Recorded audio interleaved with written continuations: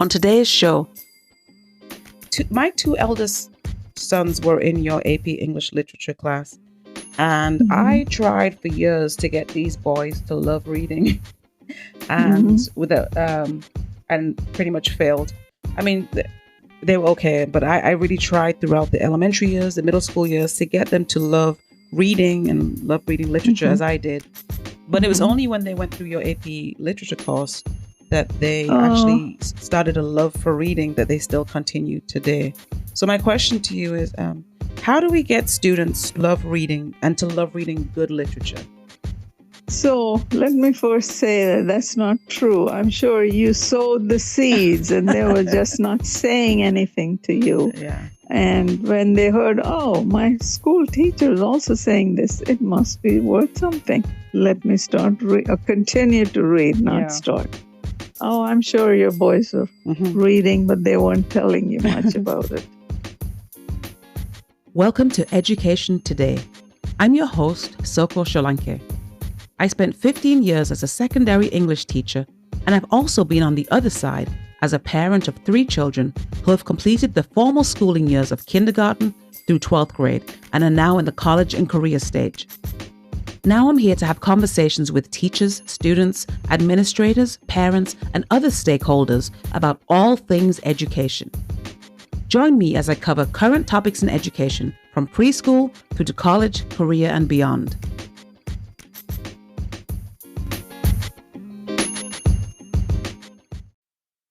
Welcome to today's show. Today I have a very special guest. I'm so excited to do this interview. She has just retired after 40 years of teaching. I think it's 40 years, maybe I'm wrong. She was my department head, English department head at the high school that I taught for 11 years. And I also consider her a mentor and now a friend. Welcome to the show, Elizabeth Ignatius. Thank you. Thank you for having me. You're welcome. I'm so happy to do this interview. So is it 40 years? Actually, it's like 42. Oh, so wow. I can give you a little explanation for that. All right, go ahead. When I was doing my master's, our school was going on, I was working and studying at the same time. Yeah. And my high school was going through some renovation. So we only had school from like 12 to 5. So in the mornings, I would go to do my college education, attend classes, and then the afternoon, I would teach. So that wasn't quite, although it was 6 days a week, I don't count that as full time. Oh, wow. Even though it was 6 days a week. it was full, but, yeah, a little different. Yeah.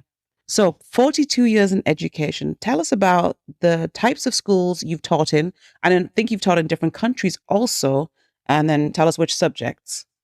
So my major was English and social sciences, but as soon as I graduated, social sciences went out the window. I never taught. I did quite like it, actually.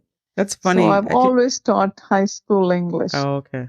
It's funny because when I was in college, I was a dual major. I was a dual major of English and history, actually. And after 1 year, 1 semester, 1 year, I dropped the history because it was taken away from my love of my English. Yeah, something like that for me too. Yeah. I'm sorry. So you were saying you've always taught English? So, I always taught high school and some community college English. I first started in the Bahamas. Oh, wow. I was actually recruited on the beach, if you'll believe it. What? My sister was living there. I went to visit her, and the school principal, it's a small place, so everyone sees everyone else here and there. And she introduced me to him, and he said, oh, do you want a job? Just like that. So I was recruited on the beach, and I went to teach high school English, but the problem in the Bahamas was that it's a touristy place. Yes. People come, they work for a little bit, and then when they're upset about something, they just leave. Over the weekend, we'll hear, oh, wow, this teacher's not coming back. So we had to fill in, and it was a private school, so we had to fill in and do overtime and all that. So I used to feel so bad about that I would go and overdo it actually. So my principal was very happy that I was there. Oh, wow. In 2 years, I became department head, and he didn't want me to leave, and so on. Yeah. But the problem was in the Bahamas, you could only stay 4 or 5 years. You couldn't really settle there. So, Oh, you mean because although of visa? Is that what you mean? yeah, Okay. they only allow you to work for I think 5 years. Okay. After that, you must leave. Oh, I And see. the system is also set up in such a way they're used to teachers leaving anytime, new faces, kids not having a teacher in front of them is all kinds of things. So Oh, wow. the focus is on tourism, so they don't Yeah. really care too much about school and academics. So Yeah. that part was a little frustrating. And then my husband and I always applied to some Catholic schools anywhere, and we were young, and we went to a place called Belize in Central Oh, America. you better believe it, huh? Yeah, Yeah. so that was more like a Peace Corps assignment. It was almost free. You didn't get paid too much. Oh, I see. And it was convent school run only for girls. And um, it had its problems, but they were very sweet. And, we had the U.S. Embassy next door to our school. So the U.S. Embassy funded a lot of our school issues and took care of us. So we knew any time that would stop. Yeah. And by then I applied to go to the Virgin Islands for a job, and I got one, and that was fun and much better, I guess, closer to the U.S. and Yes. run by the U.S. So facilities were much better, and we actually had a very good program in that private school again. But my students would apply to Harvard and Yale and so on, and I was surprised that they would get into school. So That's that awesome. was a good um, foundation as well for my career. But then we got hit by 3 Oh, hurricanes boy. and we lost Oh, everything. boy. And so my sister was here in Tampa. She said, "Why don't you try here?" And that's how I ended up in Tampa. So you got tired of hurricanes, so you came to Florida. And the very first hurricane, or they thought was a hurricane, we went running to stock up everything because we were so Yeah. experienced, Yeah. but nothing happened, Yeah. thank God. Yeah. So So yes, the Bahamas, Belize, Virgin Islands, and then to Tampa, Florida. yes. Was that private or public school? All of them were private except when I came here. Oh, This was my to first Tampa. taste of public school. Yeah. Yeah. And it was a shocker. Yeah. I can imagine. So, 42 years. Let me use a literary analogy here, or allusion, a literary allusion. It was the best of times. It was the worst of times. Yeah. So tell us about the best of times as a teacher and the worst of times. What were your best memories? What are some of your not so good memories? Yeah. So the best were because I had a private school foundation, I was always gravitating towards private schools and good students and Yeah.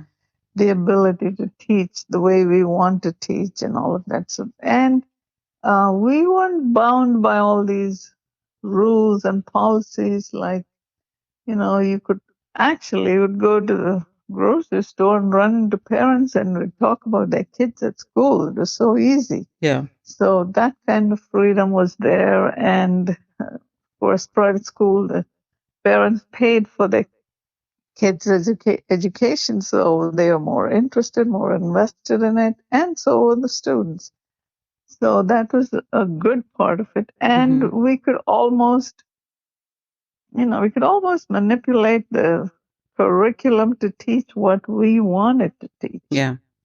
So that was a good thing. And Yeah. I loved the closeness we had with our students and a lot of religious freedom as well. there were non-Christians who were willing to adapt to our Christian policies and all of that. So it was good that way. So the private schools you worked in, they were always Catholic schools? Yes. Okay. One was Anglican, almost the same thing, but I had a hard time going to Anglican church service on Wednesdays. Every Wednesday we had to go. Okay. And my father, when he heard of it, he said, I hope you're not attending service there. It took him a long time to admit, okay, it's almost the same thing. Yeah. But yeah. So now, so besides that freedom, what's your absolute favorite memory as a teacher? my favorite memories were, like I said, the closeness with the students and for their, their interest and their understanding of what a good education was. Yeah. We didn't just follow the books. We could talk to them about personal growth and how it is to be a well-rounded person, how good it is. Yeah. And that really made a big difference. And sports were important, but it was mostly academics and clubs and lots of outside. We used to do lots of volunteer work, going to the community and reading to the shut-ins and Christmas time and Thanksgiving. We would do all kinds of things for, the senior citizens and so on. So it was like we knew the kids and their families. People were so willing to do whatever we had suggested. Yeah. And it was really very personal to me. That's good. Yeah. Sounds like good memories. Yeah. Yeah. So what about the worst of times? What was the worst memories as a teacher? Like for me, it was just teaching during COVID, to be honest. That was mine. Yeah. Yeah.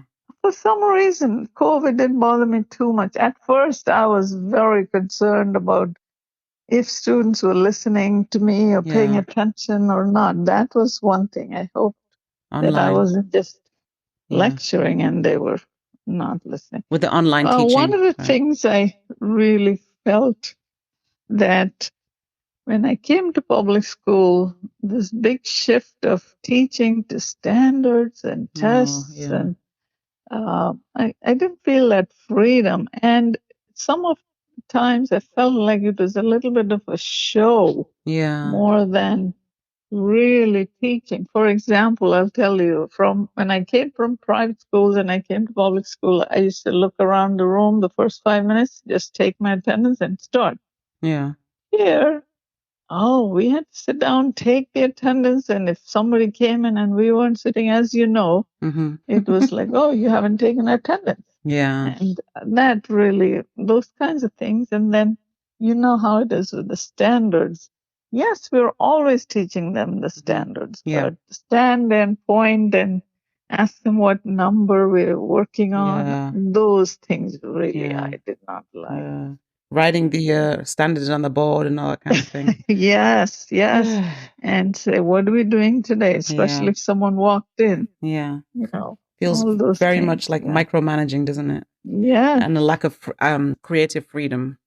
Yes. And even when you're observed, I always had a discussion about why can't we explain things to kids when they don't understand? Yeah. And I was told 2-3 times, oh, leave it to them, let them figure it out.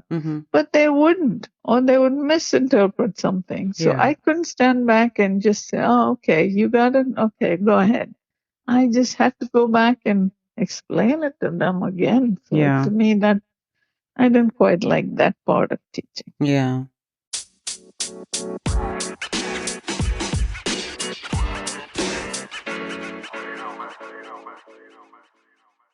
So, what over the past 42 years, that's a long time. What changes in education have you seen over the years? What are the major ones? I think the same thing I mentioned about public schools and how we approached teaching the curriculum was a little bit of a shock to me because I really wanted them to learn more than, find out all these reasons why we had to do this. In fact, the kids would also look at me and say, "Oh, that's because the school wants you to do that." So they Yeah. too knew that, and I Yeah. didn't quite like that.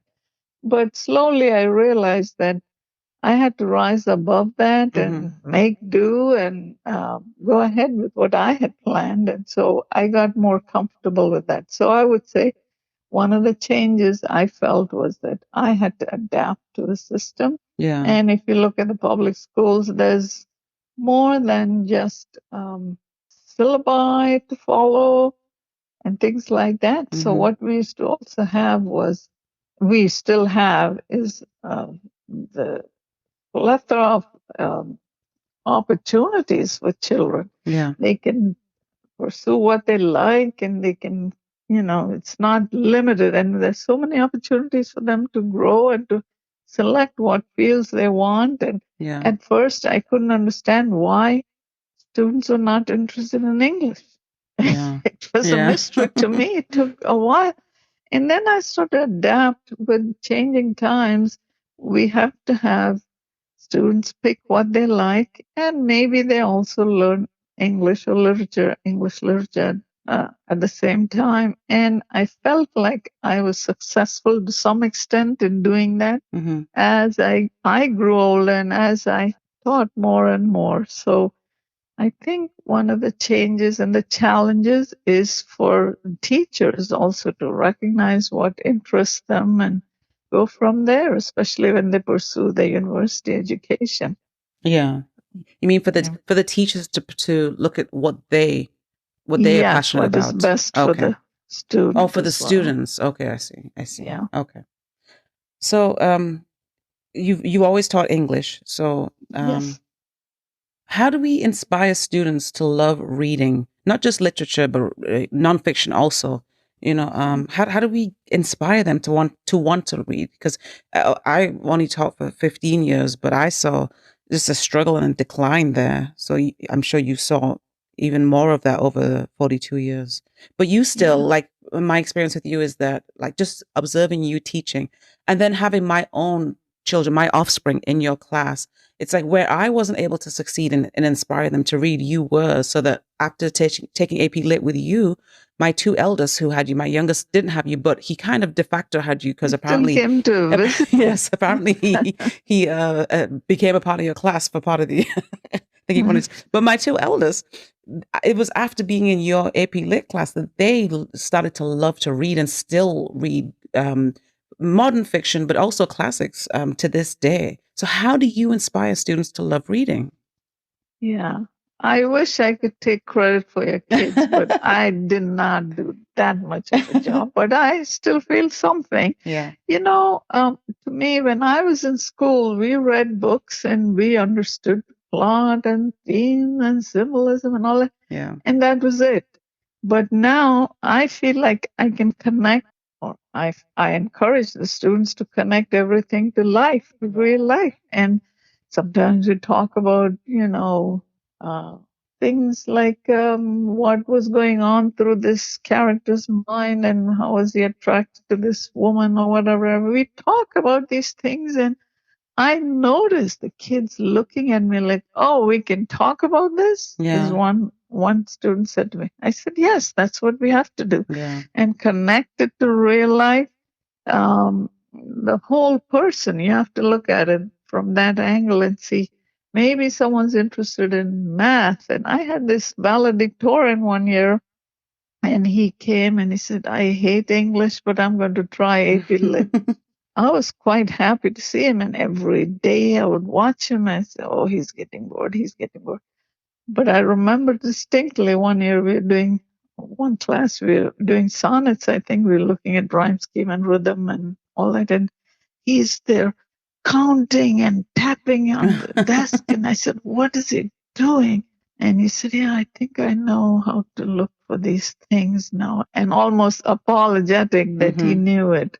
And wouldn't you know, he made a 5 on the AP exam. Oh, wow. So I think you have to appeal to them and make them feel like, this is not just, "Oh, how do you feel about this?" and stop. So Yeah. appeal to the whole person and what interests them, and that kind of thing, Yeah. and talk to them. Some of them, like I remember Josh. Oh, Josh, the bell would ring. He wouldn't leave my class until he talked to me. And I felt so good. And I felt bad if I couldn't talk to him because something or other would come up and I'd say, oh, I didn't talk. Yeah. But he needed that. He wanted to tell me, oh, I like this, so I didn't Yeah. understand. So something, it made a big difference. Yeah. And I think at that age, that age is important too. I felt like I connected with kids though that Mm-hmm. age. As for ninth grade, I always feel bad. I can never reach them. I'm sure you do. So Yeah. And for our viewers, Josh is my middle child. Sorry, my listeners. Josh is my middle child, and yeah, he loved your class, and he still loves reading to this day, and is always oh yeah, updating me on the novels that he's reading. Yeah. yeah. do, Hmm. do you get a lot of pushback from students about poetry? Yes, they all start, oh, I hate poetry. Yeah. I never understood it. I never did this. I know it. And if you think about it, Sokar, you'll see from ninth through 12th grade, many teachers don't take the time to do these things. Yeah. There's a poem in a unit, they do that, go on to the next. Yeah. No explanation, no discussion of why you're reading this and how you can do this. And sometimes I would mention to the kids who rapped, I said, don't you do this? And they all look at me like, what is she talking about? What Yeah. does she know about rapping? Yeah. I said, it's all poetry. You have to understand that that's just a form of expression. Yeah. It's a little deliberate, but it's sweet sounding, and you have to understand all those things. Yeah. So they Yeah. like that once you make them feel comfortable. And when they wrote their own sonnets, they all said, oh, I never Oh, wow. thought I would write a sonnet. One time I had my sixth graders when I taught middle school write sonnets. Mm-hmm. It was really Yeah. cool. Yeah. And, Yeah. and I think sometimes with some high school teachers, I think some high school teachers themselves struggle with understanding poetry, and that is why they don't go into depth with it. That is Yeah. the truth, absolute truth. There are lots of people. I was in some workshop and I was stunned at what some of the teachers were saying. And they said, oh, but do we have to teach them? And then they went into grammar. Yeah. What's a gerund? I mean, I was embarrassed, but Yeah. that is part of the truth. And I guess some of them don't have the literature background. So Yes. Yes. they don't know those things. So Yeah. it is very important for the teacher to know and to impart that love to students. Yeah. I think Yeah. also one thing that holds teachers back is this system we have where it says, okay, in ninth grade, the standard is to teach, say, like I don't know, symbolism. Mhm. And in 11th grade, it's illusion. So then a teacher will look at it and say, oh, this poem in ninth grade, will say, this poem has symbolism and illusions, but I don't need to cover illusions till next year. That's 10th grade. So I'll just do the symbolism. You know what I mean? So it's like they'll Oh, look at a so poem, they'll see all the depth in it, but they'll think, well, it's almost like they're being limited. And it's not the yeah, teacher's fault. It's the way the curriculum is set up. They're limited in yeah. saying, we'll teach this, even though you see more in it. Mhm. What do you think That's about so that? true Yeah. because some of them, when I ask my seniors, oh, you've done this in ninth grade, you've done this in 10th. No, no, no. There is no continuity. There is no connection. Yeah. And if you just study symbolism in ninth grade and forget about it, Yeah. that's nothing. You Yeah. have to keep it all connected. Yeah. Yeah. Yeah. And again, it's like I say, that I think is not necessarily the teacher's fault. I think that's the way the system is set up, and the limitations that are put on teachers, and the time limitations also. Like, you got to cover this, this, and this. Yeah. Yeah. Yeah. What are some of your favorite texts to teach? I think I know the answer to this, but I want to hear what you say.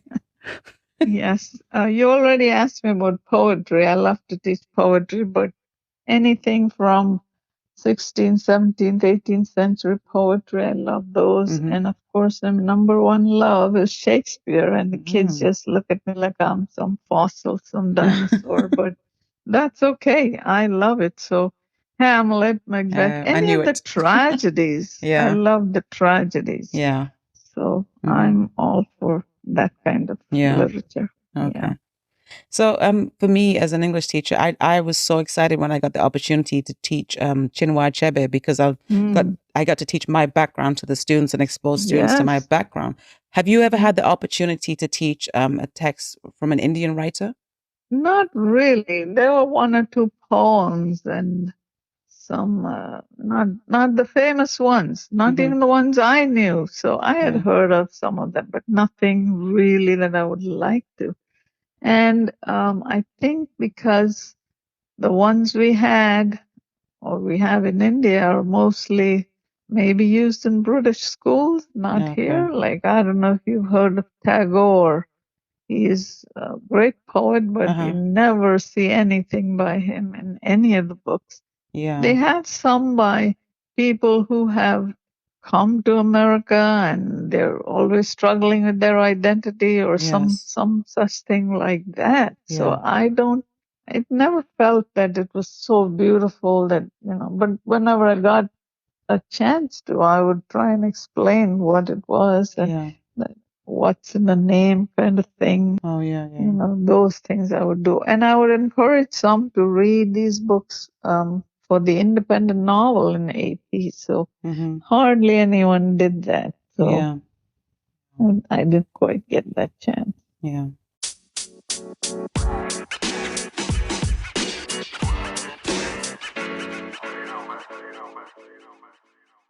So if you got to speak to a panel of new teachers, brand new teachers, English teachers, or just any teachers, any subject, Uh-huh. what advice would you give them as they go into the field?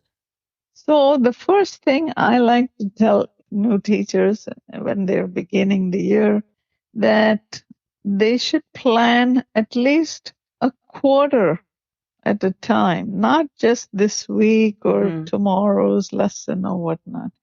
And I always think that if you know where you're headed, it helps Yeah. rather than just saying this week I'm going to cover this. So make plans. Plan with teachers who are experienced, people Yeah. who know what they're doing. That doesn't mean you have to do their lesson plans. Yeah. And although these days everything is online, lesson plans and worksheets are online, it's not enough. And somebody's worksheet may not work for you. Yes. So don't just download something and say, here, do this. And of course, I detest worksheets every day.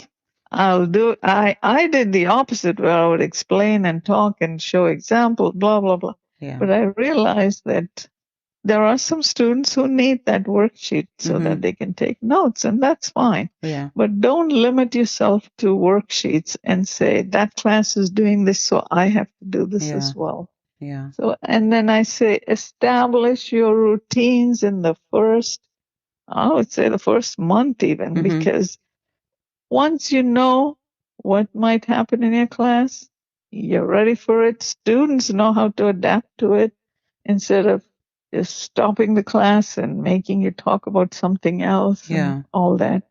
And then again, from my private school background, I never did bell work in private school.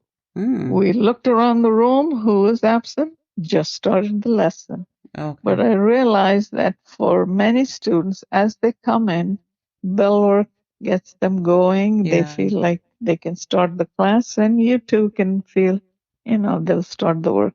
Another thing I like to tell teachers is to over prepare Yeah. because you might think, this will take 35, 40 minutes, and then we'll just sit. Yeah. That is the worst thing you can do because that everything breaks loose at that Yeah. time, and you are wondering how do I keep them sitting because Mm-hmm. they'll line up by the door, and that. Idle Oh, I hands, couldn't. huh? Idle hands. Yeah, yeah, because Yeah. they don't know what to do, so Yeah. over prepare, and you can do something down, fun the last 5 minutes, or Yeah. just go around the room, ask them what they learned that day, what they understood. Yeah. So many things you can do, and it doesn't have to be a worksheet all the time. Yeah. So look for those things, and then um, have your routines, have your lessons, and clearly stated. When I started teaching public schools, and I had all these special needs kids, I realized I could stand there and lecture. We had to have Yeah. hands-on Yeah. work for some of them, and Yeah. how they were seated was important. If they were Yeah. lost in the crowd or they got your attention, all those things are important. So they need to work with guidance and admin and anyone else, coaches, because you know what the students are interested in, and you can always get help from them Mm-hmm. as well. Yeah. So these are That's good. important things for teachers. That's good. So you Yeah. said long range planning, establish Yes. routines, Yeah. over prepare, and make your Hmm. lessons interactive. That's good. Yes, and interesting and challenging Yes. lessons. Yes. Yeah. If you just give them a lesson to complete every day, they're not going to enjoy your class. Mm-hmm. And your love for the subject needs to be transferred to the students Yeah. somehow. So all that's tied together. Yeah. That's good. Good advice. What advice would you give to experienced teachers who perhaps feel discouraged? Like, what would you tell them at this? Perhaps they're in the mid stage of their career. Yeah. Besides telling them to leave and find a different career, what advice would you tell them to, if they feel discouraged, to keep going? Yeah. So I always say that in 1 year, you cannot be happy. You'll be glad the year is over and you'll see some spark from some Yeah. students and so on. It takes a while, Yeah. and 1 year is nothing. Yeah. Although you personally feel like you've accomplished something in that year, but to me, 3, 4, 5 years at a time, once you perfect your lessons, your craft, what subject you're teaching, that'll make you feel fulfilled as well. You won't see a uh, big change in your students and so on. You have to transfer the love you have. Mm-hmm. Also, if you're so upset, maybe you should look for some other things to Yeah. do. But if it is something that you're always complaining about administration, then that's a problem. Yeah. I had a friend in that private school. As we came in, she said, "Oh, it's Monday. I don't have this, and we don't have this, and we have an assembly to go to." At first, I would listen to her and feel sorry. And then I thought, no, I came in a good mood. I just walked away from her because she was ruining my Yeah. day as well. Yeah. So you can't listen to everyone who's negative. Find some good people. Find some people who are interested in the job and socialize. And of course, most important for every teacher is to feel good by taking time for herself or himself and their own personal health. It's very important. You Yeah. can't only you can take care of yourself. Mm-hmm. Sometimes no one really cares. Yeah. You put in 12 hours, so nobody knew you were doing that. Mm-hmm. Don't bury yourself in your work. You know when to stop. Look out for your health. And these days, more and more people, they have a reason to feel upset, and maybe no one's listening to them. And so Yeah. it is so important to be healthy Mm-hmm. and to be enjoying what you're doing, Yeah. not because there's no other job. Yeah. That's true. Yeah. Well, Good advice. yeah.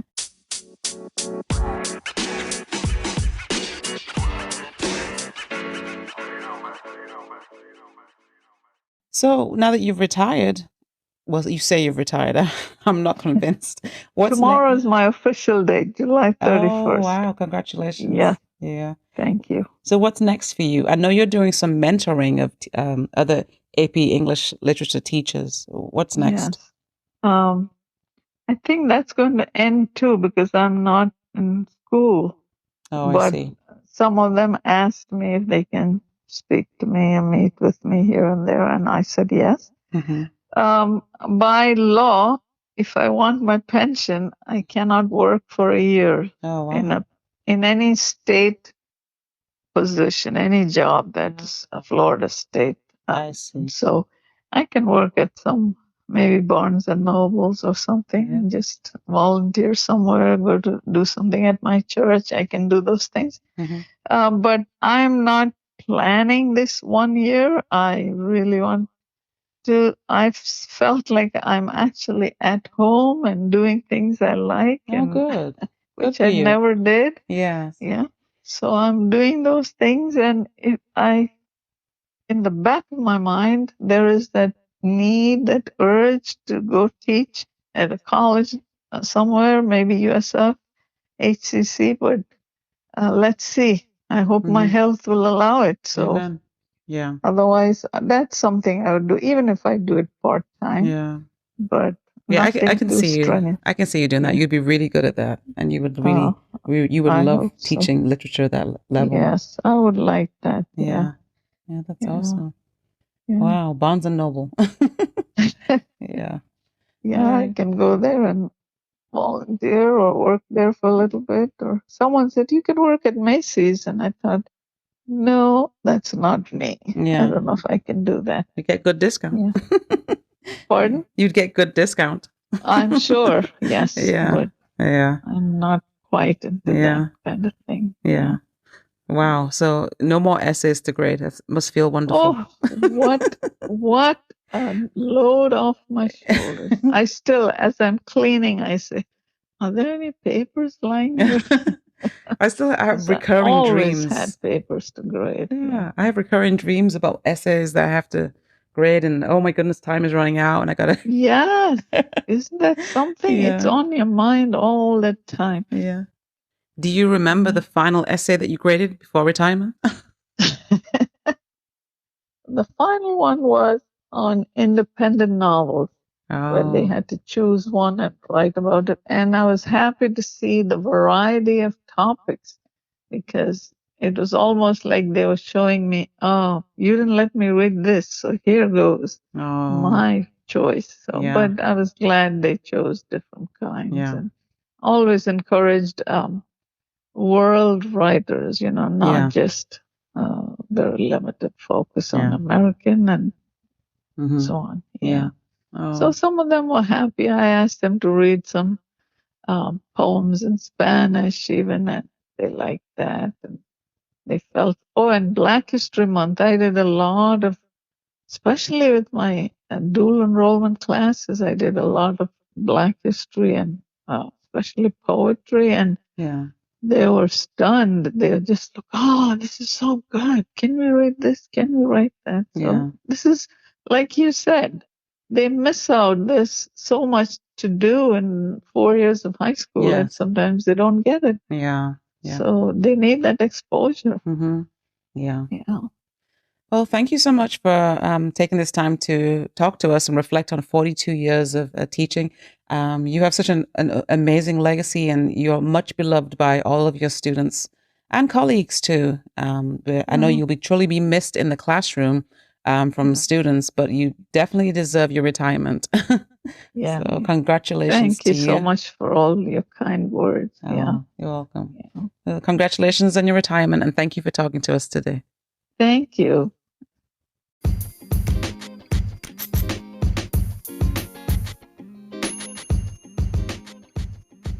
Well, thank you for listening to this episode of Education Today.